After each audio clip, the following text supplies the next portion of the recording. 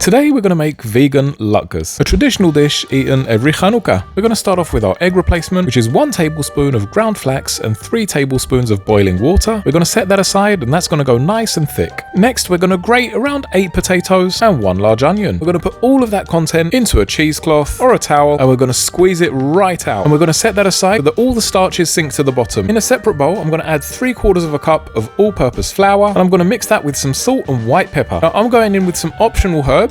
I'm using oregano, giving that a good mix, and I'm going to drain out all the liquid except for that starch that you can see right there. Make sure everything's well mixed. I'm going to grab a fistful of the mix, pat it down, shape it, and gently place it in some hot oil. The key here is to go low and slow.